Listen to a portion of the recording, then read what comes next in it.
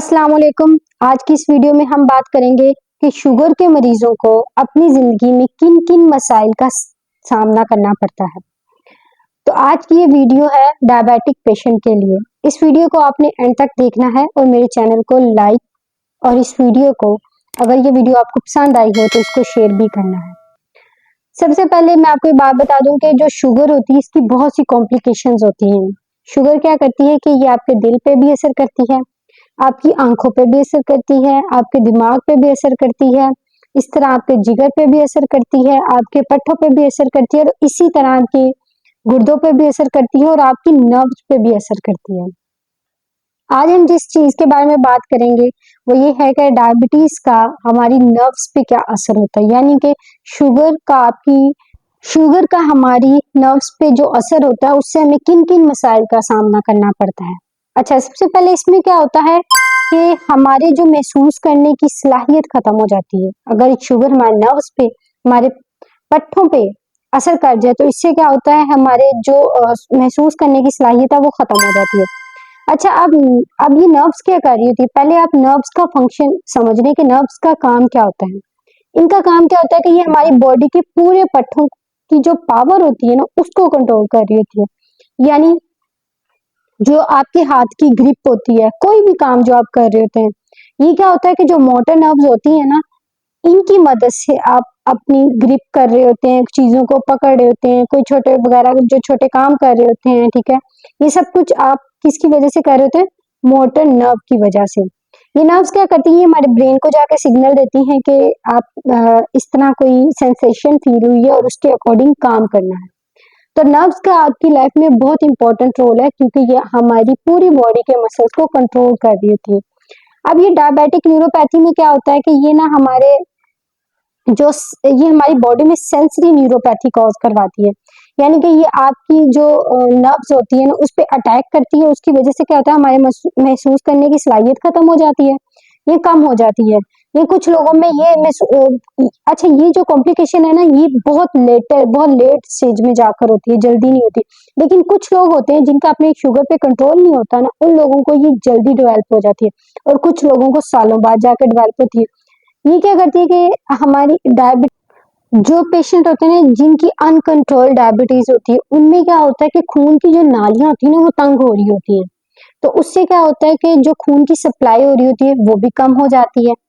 अब diabetic patient में क्या होता है कि इसमें जो हमारी जो नर्व्स होती है ना उनको पूरी सप्लाई नहीं जा रही होती, ब्लड नहीं जा रहा होता ठीक से, ऑक्सीजन नहीं जा रही होती। इस तरह नर्व्स क्या करती हैं, वो वीक हो जाती हैं। ये बहुत कॉमन कंप्लेन है। अक्सर जो डायबिटिक पेशेंट्स होते हैं ना उनका यही होता है कि वो यही कंप्लेन कर रहे होते हैं कि उनके ना हाथों पाँव में जो महसूस करने की सलाहियत है वो खत्म हो रही है, ये कम हो रही है। और कुछ लोग ये कंप्लेन करते हैं कि हमारा ना बैलेंस खत्म होता जा रहा है, मतलब हम चलते हैं ना तो लड़खड़ाने लगते हैं, या चलते होते हैं तो हमारे साथ क्या होता है कि हमारे जो पाँव है ना, अगर हम चल रहे होते हैं तो हमें अपने पाँव बहुत नरम महसूस होते हैं, कुछ लोगों को ये फील होता है और कुछ लोगों को ये महसूस होता है कि बहुत सख्त महसूस हो रहे हैं। अब इसमें क्या होता है कि कुछ टाइम बाद उन लोगों में क्या महसूस होता है कि उनके पाँव की सेंसेशन खत्म हो गई है। कोई अगर उनको वहां पे चुटकी भी काटेगा ना तो उनको महसूस नहीं होगी।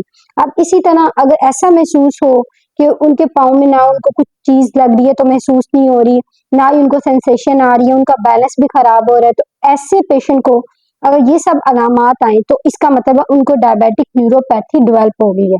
अब डायबिटिक न्यूरोपैथी में मैंने आपको बताया कि सेंसेशन महसूस नहीं होती। इसी तरह क्या होता है कि अगर उनको पाँव में कोई चोट लगी है, छोटा सा कट लगा है या कोई छोटा सा जख्म बना है तो उनको महसूस नहीं होगा, ना ही वो उस जख्म की तरफ ध्यान देंगे। टाइम के साथ साथ क्या होता है, वो जख्म बड़ा होना शुरू हो जाता है। तो फिर क्या होता है, जब वो डॉक्टर पास जाते हैं तो फिर उनको यही आखिरी हल बचता है कि उसके उस हिस्से को जहाँ पे वो जख्म बना हुआ है, ठीक है, उसको उतने हिस्से को काटना पड़ता है। तो इसलिए कुछ इंपॉर्टेंट बातें उनको आपने ध्यान में रखना है कि इन सब चीजों से कैसे बचा जाए, ठीक है। देखिए, जो डायबिटिक न्यूरोपैथी जब एक दफा हो जाती है डायबिटीज के पेशेंट में तो इसका कोई ट्रीटमेंट नहीं है, ठीक है। लेकिन बस इसमें एक चीज है जो आप कर सकते हैं, वो है कि आप डायबिटीज यानी शुगर को कंट्रोल करें, शुगर का अच्छा कंट्रोल करें। आपने क्या करना है, कुछ बातें मैं आपको बताने लगी हूँ, उस पे अमल करना है। आपने क्या करना है कि अपने पाँवों की सफाई का ख्याल रखना है, ठीक है?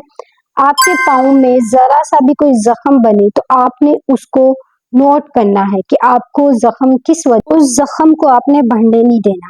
उसके अलावा आपने क्या करना है कि आपने जो टाइट शूज़ नहीं पहनने, जी, और उसके साथ आपने अपने पाँवों में चाहे गर्मी है, चाहे सर्दी है, कोई भी है, लेकिन आपने क्या करना है अपने पाँव में सॉक्स पहनने हैं। इसका क्या फ़ायदा है कि जब आप अपने पाँव में सॉक्स पहनेंगे ना, तो आपके शूज़ में कोई भी छोटी-सी चीज़, कोई भी छोटी चीज़ हो जो आपके पाँव में लगकर ज़ख्म बना सकती है, तो उससे बचा जा सकता है। इसलिए ज़रूरी है कि आप सॉक्स पहनें और ऐसे शूज़ पहने जो नरम हों, टाइट शूज़ नहीं पहनने आपने। और उसके अलावा आपने क्या करना है, अपने जो नाखून है ना, उनको टाइम पे काटना है, नाखूनों की सफाई का ख्याल रखना है।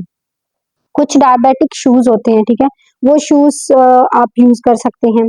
कुछ लोगों में रिकमेंड किए जाते हैं कि आपने वो शूज़ यूज़ करने हैं।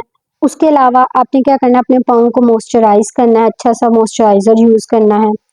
पाँव पाँव को साफ करने के लिए आपने बहुत ज़्यादा ठंडे पानी का इस्तेमाल नहीं करना या बहुत ज़्यादा गर्म पानी का इस्तेमाल नहीं करना। बिल्कुल जो नॉर्मल वाटर होता है ना, उसमें आपने ना वो ज़्यादा ठंडा हो, ना वो ज़्यादा गर्म हो, उसमें आपने अपने पाँव को वॉश करना है, ठीक है? उसके अलावा वही मैंने आपको बताया था कि आपने टाइट शूज़ नहीं पहनने और जो सॉक्स आपने यूज़ करनी वो इतनी टाइट नहीं पहननी, जो कॉटन की सॉफ्ट सॉक्स होती है ना, वो आपने यूज़ करनी है। उसके अलावा आपने अपने दिन में 1-2 दफ़ा ना सॉक्स को उतार के अपने पाँव की जो उँगलियाँ हैं ना, उनकी एक्सरसाइज़ करनी है, उनको हरकत में लाना है। उसके अलावा आपने अपनी शुगर का कंट्रोल बहुत बेहतर रखना है, अपनी दवाइयों को वक़्त में इस्तेमाल करना है। इसके अलावा एक और चीज़ है वो ये है कि डायबिटीज़ ना अक्सर जो आपके हाथ होते हैं ना, उन पे भी असर करती है। उन पे क्या करती है, लेकिन ये क्या होता है, ये अर्ली स्टेज में नहीं होता, ये लेटर स्टेज में जाकर होता है। उसमें भी ये होता है कि अगर ये अपने आपके हाथों पे असर कर जाए तो वही आपके हाथों में महसूस करने की सलाहियत खत्म हो जाती है। आप जो छोटे-छोटे काम करते हैं, जैसे हम बटन वगैरह लगाना, जो माइनर काम आप रूटीन के कर रहे होते हैं, वो नहीं आपसे होते। लेकिन ये जो कॉम्प्लिकेशन है, ये लेटर स्टेज में जाके डेवलप होती है कि ये आपके हाथों पे जाके असर करे। लेकिन जो मैंने आपको टाँगों की बताई ना, ये आपकी अर्ली स्टेज में जाके इफ़ेक्ट करती है। तो ये कुछ चीज़ें हैं, आपने इनका ख़्याल रखना है और जो-जो बातें मैंने आपको बताई हैं, प्रिकॉशंस बताई हैं, उन पे गौर करना है, उनको उनके अकॉर्डिंग अपने पाँव का ख़्याल रखना है। ये थी हमारी आज की वीडियो। अगर आपको मेरी वीडियो पसंद आई हो तो आपने इसको लाइक करना है, शेयर करना है और सब्सक्राइब करना है। मिलते हैं नेक्स्ट वीडियो में। Thank you.